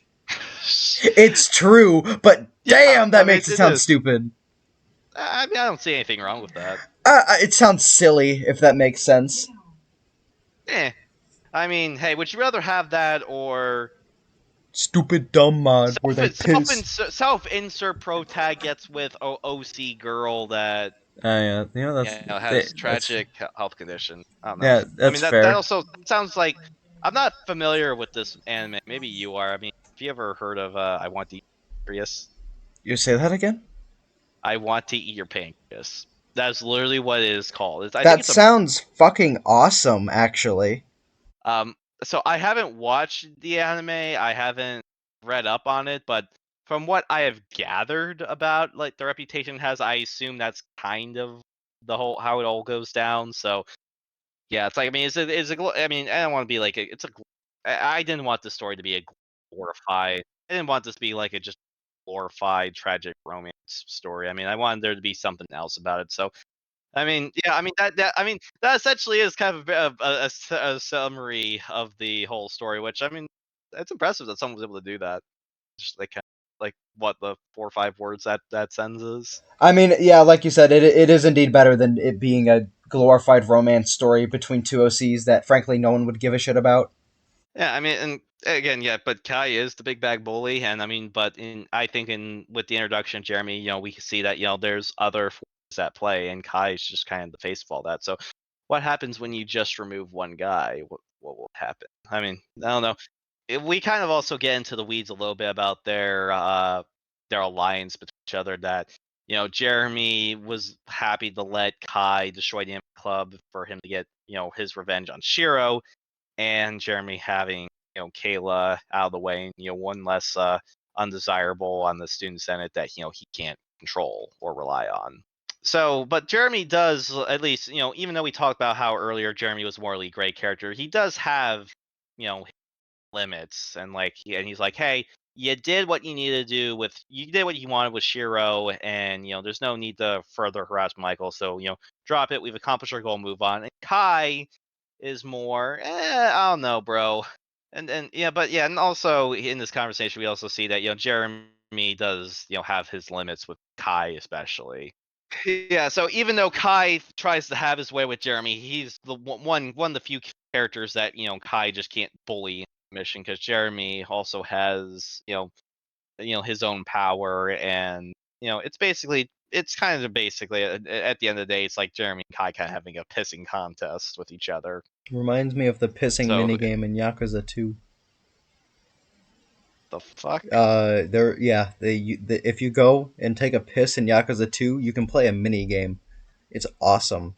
So, yeah, also this conversation establishes essentially at the end of the day that Jeremy and Kai have to rely on each other in order for them to accomplish their larger goals, which Kai wants to see some semblance of order in the school, and he wants to see the people that he doesn't like suffer, and he knows, or he feels that under Jeremy's role, if Jeremy had his way, he would be able to see that. But obviously, Kai wants to be the one to open the shot. So these two characters are not exactly trusting each other, and they have an alliance because at the end of the day, again, this is more in depth into the lore here, and it gets brought up later on the story. But these two characters have dirt on each other. So if one of them were to turn code, it would essentially be kind of a game of mutually assured destruction. So again, think of it as like how Kai and Victor's relationship is. It's like it's business friendly, and again, their relationship is one of convenience. And Kai and Jeremy are much the same way, it's just more so that they I wonder who would win in a fight between these two. Well, I mean, I think that does get answered in the finale. Does Jeremy throw hands? I can't remember. Does he? Well, I mean, he does not exactly, but he does get involved at the end. But admittedly, that's when that. Yeah, but I mean, that's also, he doesn't show up till the end when Kai is also very down, so it's not so much of a fair fight, say. But uh, I would say Jeremy is also a character that again. I mean, you look at Kai, you don't think he's physically much, but you can and when we get to the final episodes as well, we'll talk about it. But Kai is someone who can handle himself, and Jeremy is very much the same as well. I don't know. I think you're pulling that out of your ass So because it's your I don't know. self-insert. Well, I do work. Personally, at this point in time, I do work security, so I can't handle myself. So. I could beat the shit out of you. And then Jeremy has his evil grin at the end, and then That is the end of our. That is This is also the end of our yap session. That was a good episode. I like the part where Michael and Shiro kiss and make up. Yeah, but to answer your question, though, of who would win the fight between Kai and Jeremy, I don't know. I think that'd be very interesting. So we could plug it in one of those Hunger Game things, one of those Hunger Game bots. I will say though, again, yeah, I know what you mean. I will say though, Kai, he's shown to be a capable and competent fighter, but Jeremy can also pull off some pretty physically impressive feats, I will say. I mean, I'm not saying that just as a self-insert, but I've had, it's one of those ideas I've bounced around for a season 2 where maybe Jeremy decides to get physically involved with something, and how he is able to swiftly defeat Kai at the end of the day. That is to kind of give a hint of his power. You know what we should have done at the end? Jeremy, yeah, so... Instead of... Have you ever seen It Chapter 2? No. I mean, I know about At the end of the movie, they just essentially bully Pennywise to death. That's what they should have done to Kai. They should start calling him names. And then he's like, fuck this, I'm leaving. And then he never returns. But yeah, I mean, Jeremy's definitely not someone you want to mess with. I'll just say that to answer your question. Everyone's gonna laugh at you for that one, dog. It is what it is. But yeah, Alright. but yeah, I'll just kind of close out here. So, what, did you stop recording? No, I'm still. Wait. That is the end of this video. If you enjoyed it, then that's awesome. If you hated it, then I can't say that word because YouTube will ban me. Goodbye, stupid mother effers.